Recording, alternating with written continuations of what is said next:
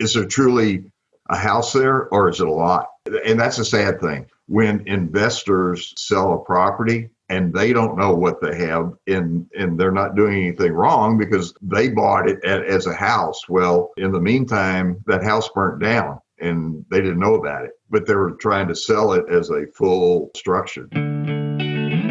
Welcome to the Rental Property Owner and Real Estate Investor Podcast, brought to you by the Rental Property Owner Association, providing benefits and services to real estate investors and rental property owners for over 48 years. With your host, Brian Hamrick from Hamrick Investment Group. This episode is sponsored by Green Property Management, managing everything from single-family homes to apartment complexes in the West Michigan area. Find out more at greenpropertymgt.com. Hello and welcome to episode 263. Real estate investing can present many challenges that both new and seasoned investors find difficult to overcome. If you're investing out of state, it might be difficult to get a broker price opinion, title search, or secure a property that has gone vacant. In my own business, we quite often need someone to mow the lawn on an REO or help us create a Dodd Frank compliant mortgage. More often than not, we find ourselves needing to cure a title defect on a non-performing note. These are all complicated tasks that are either time-consuming or outside our area of expertise. That's why it's so important to have a guy who can handle it. Dickie Baldwin is that guy. And through his company, Baldwin Advisory Group, he helps investors all over the country with many types of legal, property, title, and financing issues. Dickie has over 35 years of real estate experience as a realtor, loan originator, and mortgage professional. He's solved many problems for investors, and he's here to share some of those stories with us today. Dickie, welcome to the show. Thank you. Good afternoon. Why don't you start off by just telling us how you became the go-to guy for a lot of these real estate challenges that people either don't want to handle themselves or don't know how to handle themselves? As you mentioned, 35 plus years of experience. Began as a realtor, doing the traditional sales and listings. Became involved in wholesale lending, correspondent lending, warehouse lending. Set up multiple net branch mortgage operations across the country. Been in the title business as well as being an investor. With all these 35 years, I kept on running into the same issue. Where to go? Who can do this? Who can do that? And in my experience, nobody ever had the solution to that until Baldwin Advisory Group was put together, better known as BAG, with a slogan of one bag for all your real estate services. And so WAMO, BAG was developed in 2019 to assist the brand spanking new investors, as well as the more seasoned ones that are doing large pools of assets. So that is how the whole concept began, and here we are today. Let's be clear for our audience's sake as to what it is you actually do, because it's a whole bag of tricks that you have. It's not like you're training newbie investors how to buy apartments. I mean, you're not a coach or a trainer, as far as I understand. No. But I know you because my partner, Gene Chandler, in our note business, is always telling me how, we got a title problem here. We got a chain of title issue that needs to be cleaned up. I've got Dickie handling it for me. So I've heard your name over and over again. Dickie's doing this. We had a property. I don't know if you remember this. It happened recently, but we had a property that we bought that was an REO. We bought the note. It turned out it was an REO, and the property was unsecured. There were cats going in and out. Someone had just ripped the front door off and was carting out our appliances, and our servicing company wouldn't take care of it. So Gene finally said, well, I'll just call Dickie. He'll handle it. Absolutely. Yeah. So explain what it is. What exactly do you do for people like us? I would like to say that I am the funnel for them to create the proper due diligence that's needed when you're doing investing. I don't care if it's a note, if it's an REO, if it's multifamily, if it's commercial. The key words are due diligence. And to start off with, and Gene, yes, I mean, Gene has taken me into some parts of the country of the assets that y'all have purchased. For instance, have you ever heard of Faraday, Louisiana? Well, fortunately, I found a contractor and my local Louisiana bag agent were able to help you guys out on that property. But going back to what is due diligence, the two primary things that I feel are needed in any type of real estate transaction are begin with a current owner search, as well as a property inspection report or broker price opinion. And for a new person, geez, what is a broker price opinion, or what is a title search? When I put BAG together, I realized that the terminology means everything to the product.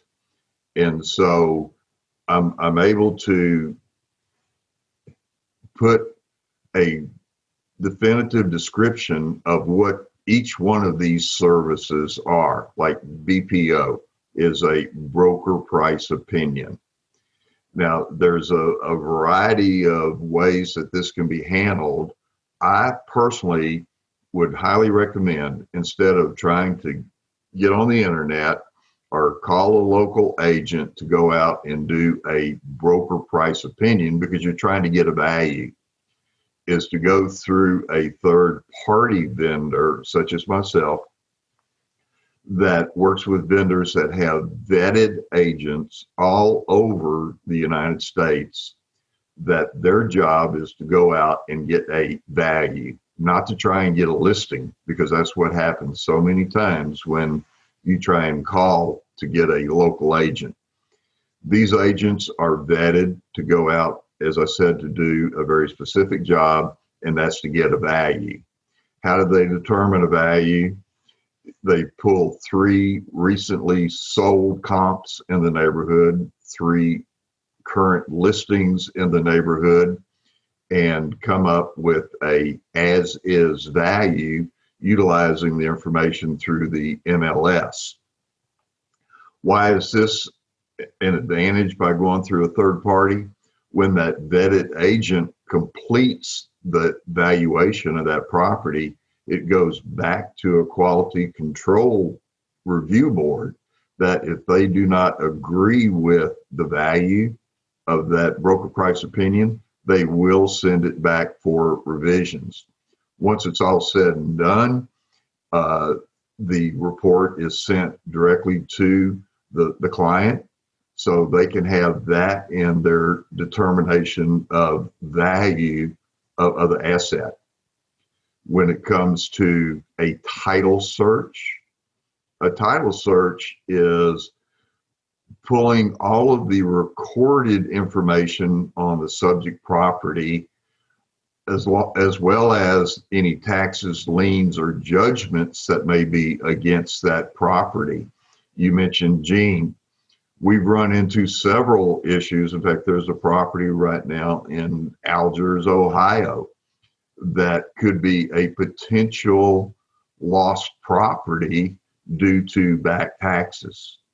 Well, when Gene brought the property to me, we arranged the title search to determine all of these issues, which potentially is saving that property, because the past due taxes are going to be paid by Gene. If not, it could have very easily been foreclosed on in this particular state. In this case, Dickie, and I think I know which property you're talking about, we had acquired this property as part of a larger pool. You ran a title search on it and found that there were some tax liens that were about to send it into tax lien foreclosure. So Gene was able to get those paid before that happened. Correct. And that is the value of the beginning of due diligence. That is not all that needs to be done in the due diligence process, because obviously other issues may come up because of the beginning broker price opinion and the title search, which may lead into other arenas of further due diligence. So I love what you're talking about with the title search and doing a broker price opinion. Quite often we have you do a drive-by, or have someone, you find someone to drive by the property to make sure it even exists, because we buy a lot of these assets sight unseen. What are some of the things that you're able to clean up? Like you talked about the tax lien, and there's always hair on a lot of these deals that you find. And I know that you're kind of our go-to guy quite often to clean up some of the issues. Can you talk about some of the hair that you have to clean up off these deals? Absolutely. In fact, right before we had this call today, we were on the phone with my title search vendor and a client out of California that was trying to purchase a note in Texas. And the title search revealed that there had been multiple assignments. There's been a foreclosure. There's been a wrap. It had gone into a trust, and the title search determined all of these issues on this particular asset. But once again, a title search is only a search. It is not a curative. So obviously you mentioned hair on a title. Well, this called immediately for me to refer the client directly to one of the multiple foreclosure, bankruptcy, real estate friendly attorneys that I have nationwide, because each state obviously is different in their laws. And that's where you need the real estate attorney legal opinion versus a vendor that is gathering all this information.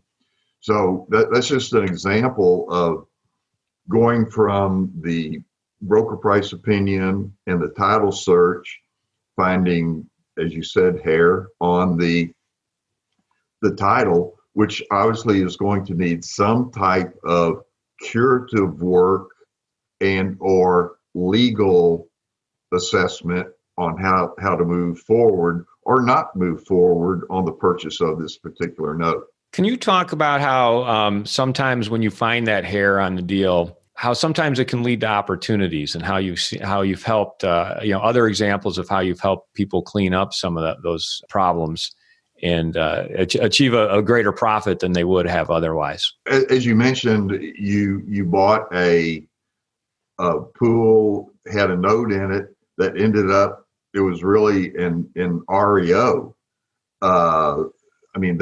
That's just one example of what can happen. A lot of times it's cut and dry. This is a note. It's either performing, non-performing, reperforming, whatever the situation may be. And then you're able to determine, okay, here's an opportunity with a non-performing note, but because of my skip tracing ability, we've been able to find that homeowner and work on a solution for the non-payment of a mortgage and or getting cash for keys and or foreclosing on that particular note. So, there's an opportunity, obviously, depending on what state you're in and what the laws are on foreclosure, to buy a very inexpensive note, for instance, that has a high value of on the property. You're able to turn around and foreclose on that, and you may have 25 or 30% of the value tied up in that asset, and now you've got an REO that you can sell for an astronomical price. When you talk about skip tracing, you're talking about finding that owner whose name is on the deed so that you can then properly foreclose on them? Correct. So talk about that. I mean, how often do you get contacted to skip trace, find people and help? Because I'm sure there are investors out there who contact you because there's a property they want, but they can't find the proper owner. And it's just this long chain of title where it leads to a dead end. How often are you able to help those types of investors? Not as often as I would like, because in the skip tracing arena, you need to have a name and some information to work off of to find it. Because I know a lot of investors are doing exactly what you're saying. They have a property, but all they have is an address. At some point in time, and it may be available through some other vendor. Unfortunately, it's not part of BAG now, but it is definitely an arena that we're looking into to be able to add that to the bag of services that are offered. What are some of the other bag of services? I mean, you talked about the due diligence, the skip tracing. What are some of the other things that investors contact you about? Because most note investors do not invest in their own backyard, meaning you may be in Oregon and you're wanting to buy a property or a note in Dayton, Ohio. You're not going to get on an airplane and go in and inspect that. So I get calls every single day for an investor-friendly realtor, which BAG also has. Right now, there's a little over 100 agents in the BAG network. The unique thing about the BAG investor-friendly realtors are they not only can list, sell, and property manage in most cases, but they're also able to either do it themselves or through their contractors, change a door lock, clean an empty house out, winterize, cut the grass, rehab the property. So I get calls every single day. The ultimate goal of BAG on their investor-friendly realtor network is to have one in every major city of the United States. So far this morning, I've had 3 calls for realtors in different areas of the country that once I have one in the BAG network, Brian needs a realtor in, let's talk about your and Gene's property in Ohio. It's in Algiers, Ohio. One of the BAG realtors is based out of Dayton, Ohio, and that is part of his territory. Well, I put the realtor directly in touch with Gene and the property that you could potentially lose on foreclosure. The realtor is out there assessing, cleaning the property up, working with Gene on that situation, and then be able to list the property. I'd like to take a moment to tell you about Green Property Management. Not only do they manage everything from single-family homes to apartment complexes in the West Michigan area, they also manage my entire portfolio. So I can tell you from personal experience that their unique flat fee management style is worth a closer look. If you feel that your property isn't operating to its fullest potential, then Green Property Management can help you take a holistic approach that will save you money, eliminate your headaches, and increase your net income. And if you're a property manager interested in applying Green Property Management's model, give them a call at 1-866-95-GREEN or visit them on the web at greenpropertymgt.com. We're talking a lot about note investors and note assets, but you work with all types of investors. What are some of the other ways that you work with other types of investors? Really, when you look at it, investing is investing, be it note or be it REO. They all basically need the same type of services. Although on the REO side, typically you would want to close with a nationwide title company, which is also part of the BAG network. that can not only do the traditional closings with the title insurance, which is necessary. I mean, you got to do that. Or if it happens to be the note investor, you're able to get what is called a lender's title policy, which is protection on that note. So the services in real estate are all pretty much the same. But as I said, in the REO arena, the title company is really a very, very important factor in doing the REOs. Be it coming out of your self-directed IRA, which is also part of the service in BAG, determining our various money lenders. If you're wanting to do a hard money loan on an REO on a fix or flip, I have in the network several hard money, private money lenders. Why do I have several? Because no one lender will do the same type of product. But knowing who to go to with what type of needs are present from the investor, I can put them with the right person, hopefully to satisfy the situation. So, Dickie, you can also source hard money loans then, it sounds like. Correct. So in addition to that, Dickie, I know you also help originate Dodd Frank compliant loans. Why is that so important? The seller finance venue is, in my opinion, one of the up and coming avenues for investors to get that long-term revenue that they're all seeking.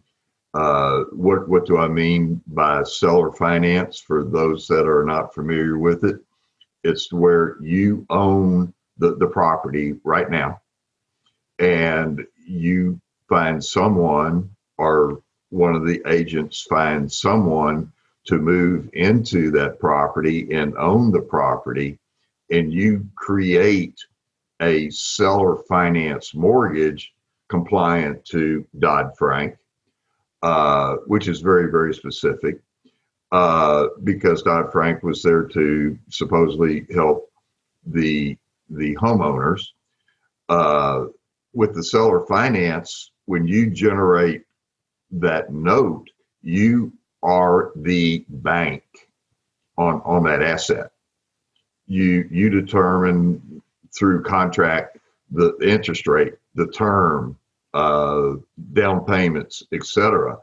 And so it's just like going to Wells or Chase when you do a mortgage for the homes that everybody lives in. Well, the seller finance market, as I said, is getting larger and larger and larger, because not only is there value to the investor in being able to create this note, but once that note becomes a performing note, typically with 12 months of good seasoning, the value of that note has increased tremendously. Since you deal with so many different investors all throughout the country and so many different situations, what are some of the crazy situations that you've helped investors with? Here's the funny part. It may be funny to me, but on the investor side, it may not be. That'll be great for our audience. We'd love to hear it. I love it when investors get really shook up about a situation, and they're, well, this isn't a good deal. This isn't a good deal. It's not my job to let you know if it's a good deal or not. My job is to give you all of the information to determine what is needed, and then the remedies to help that situation get solved. For instance, as I mentioned earlier, have a note in Texas, the buyer's in California. The title search that was done on the property, it didn't create the problem. It showed that there was an issues because of RAP. Well, the client still sort of scratching their head. Well, what is the solution? Well, the solution is get with an attorney, a Texas attorney that understands our wonderful laws in Texas, keeping in mind that every state is different. There are even situations where, especially up north, in townships and counties, a county and a township next to each other have different guidelines. But going back to my original point was the client was all concerned and about not being able to get it resolved, but then for me to be able to give as I said, the remedy to get that taken care of. To me, it's sort of funny, but even more than that, it's satisfaction that I've been able to help potentially an investor become successful on this note and then the next note. Well, what are some of the more unfortunate situations you've seen investors get into where they contact you, almost as a last resort, and maybe you're able to help them, maybe you're not? People think that, especially on the note industry, they may have seen an info commercial at 2:00 in the morning, and you can get rich in the note industry. And the unfortunate thing is a lot of new people jump right into, especially the note industry, and don't totally understand what needs to be done. That hurts me when I know that there's the right way to do things, but the headstrong investors, oh, well, I can go to the courthouse and do myself, or I can drive by that property and get a value because Zillow said this or Realty Track said that. That is what hurts, is when I see inexperienced people think they know more than what they do. It's human nature. I totally understand it, because they don't want to spend the couple of $100 that is needed on an asset to determine, do I want it or do I not want it? And that couple of $100 could literally save you thousands and thousands of dollars in the hair that we were talking about previously, be it taxes, liens, judgments, etc. It's good to spend a couple $100 up front to get the due diligence that's necessary to make sure you don't waste thousands of dollars trying to clean something up later. And not only that, but also at least knowing what the asset, be it an REO, be it a note, be it a multifamily, be it a commercial, because I do the whole gamut. But it's having at least an inspection, what we call a property inspection report, where an agent will go out and take current pictures of the subject, the address, typically a street view, and then answer a multiple list of questions. Gene orders these from me almost every day on some of y'all's property, to where the agent will let you know, is it a single family, multifamily, manufactured home? Is it occupied or vacant? Does it have a roof? Is it kept up in the standards of the neighborhood? At least to have that set of eyes, because you want to know what you're buying. Yes, you can see the title search to give you all of the recorded information. Keep in mind, I'm saying recorded information. But then you also need that look at the property. Is there truly a house there, or is it a lot? Because believe me, that has that, and that's a sad thing. When investors, or selling investors will sell a property and they don't know what they have, and they're not doing anything wrong because they bought it as a house. Well, in the meantime, that house burnt down and they didn't know about it, but they were trying to sell it as a full structure. Yeah, or the city tore it down because it was a blight on the Right. neighborhood. Yeah, so it's good to get that drive-by to make sure that it's actually there. Brian, really what it all boils down to is education. And I mentioned some of the really important things, such as the broker price opinion and the title search.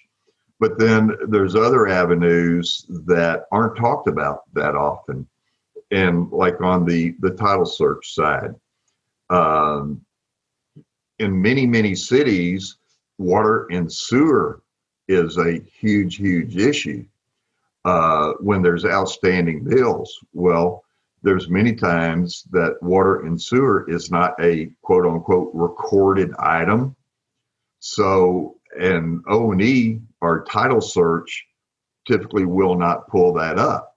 So there are other programs available to where I can go in directly to the water district, whatever the servicer is, and find out if there's outstanding water bills, and does that district have the ability to place a lien against the property, which can affect you as an investor. Are there code violations that need to be taken care of? Municipality searches. So there's education. When you have the proper education, you get with mentors that understand all of the avenues of what needs to be done to protect yourself. Because so many times people say, well, how much money can I make in this note? They don't talk about, well, how much money do I have to put up front in order to determine how much money I can make? That's a good point. Yeah. How much money do you have to put up front to just invest in figuring out how to, whether these issues exist and how to tackle them? You mentioned liens. I know that in our note investing, we have renegotiated some of these liens with different municipalities or cities. Is that something you also help with, or is it more direct, find an attorney in that area who can? Typically it's going to the attorney unless there's the experience such as what you and Gene have of being able to go in and do that on your own accord. Because in many cases, and I'm sure you've run into this, the service, the water and sewer, for instance, don't want to talk to anybody other than the person that has their name on that account. Once again, that will vary from township to county. And so once again, that is part of the education. When I say education, this is not to where you spend 3, 6, 12 hours of learning the business. Gene, who's a very experienced investor, is learning something new every single day. To me, that's education. You're learning it on the job. You learn it as it happens. It's kind of crazy, some of the things that happens. Absolutely. And there's no two deals that are the same. So getting back to crazy stories, do you have any crazy or just like out of the ordinary things that have happened to some of your investors who have contacted you? It's not really funny. It's sad, but it's when somebody is, especially brokering, and we call them broker jokers, whatever, that are trying to sell a property that has already been sold. All right, here's one. I mentioned that used to be an investor. Well, this was back in the beginning of the note industry. People were having difficulty finding assets because they really didn't know where to go, and they really didn't know the note industry because it really wasn't that big like it is now. We used to buy notes in bulk. Bulk meaning, 10, 20, 30, 40, 50, 100 at a time. We were very, very adamant because when we bought in bulk and we sold in bulk, we Unfortunately, we kick ourselves. We didn't work our loans out like they are now, trying to work out a payment plan or something with the homeowner. We bought 10 notes. We would turn around and sell 10 notes in bulk. We wouldn't sell them individually.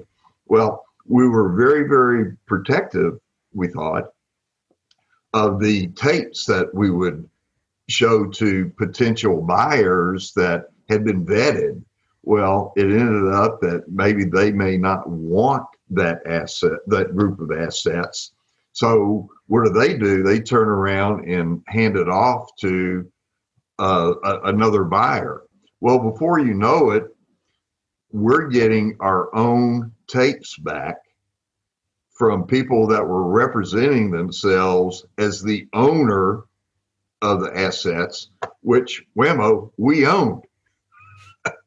So I used to play with these people a lot, saying, well, do you have the collateral package on these? Well, I can get it. Well, I said, do you have photos of these? Well, the joker broker said, I can get it. I said, why don't I just save you some time? I've got them right here in my office since I own the asset. So just to make that clear for our audience, you're putting out a pool of notes that you're selling, and you have basically these joker brokers who are trying to wholesale them. And eventually they make their way back to you. They think they're trying to wholesale them to you, but you're the actual owner of them. Right.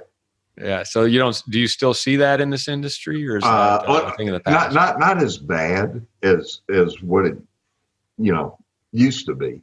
But there's still a lot of joker brokers out there. What is the educational part of this? Vet who you're dealing with. Simple terms. It's a simple word, vet.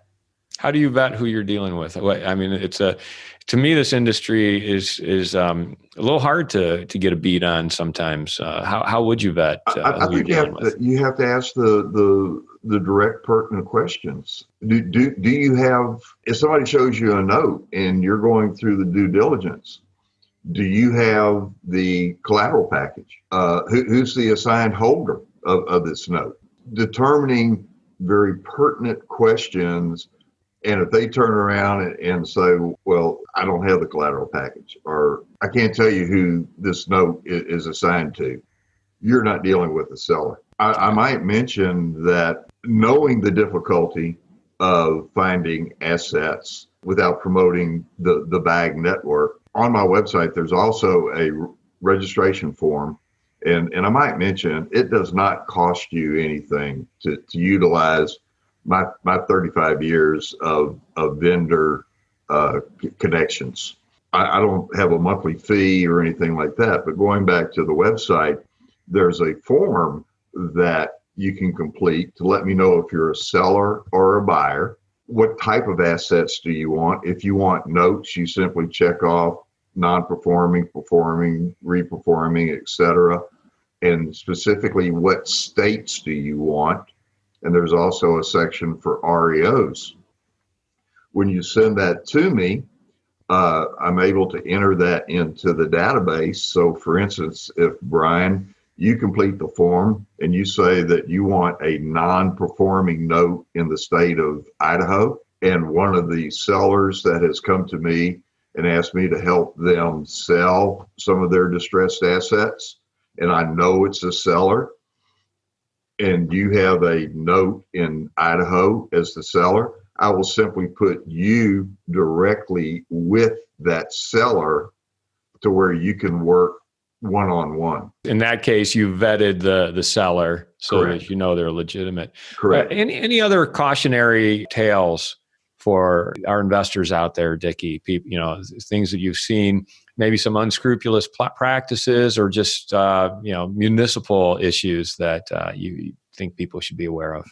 Well, when you get into the different city services, I mean, I don't know where they come up with a lot of the rules and regulations. I would say don't be afraid to take the dive into the industry, be it on the note side be it on the REO side, be it on the commercial side. Don't be afraid to take the plunge. As we all know, real estate is probably the best type of long-term investment that anybody could do. Do we have cycles? Yes. I mean, I have seen the pendulum. Keep in mind, 35 years of doing this, I've seen that pendulum go left and right and left and right. Always, no matter how successful you are, have in your mind, what is the next wave? How do I have to change my business plan in order to continue being successful? Because nothing stays the same. Years ago, seller finance was really a big deal, and then it died.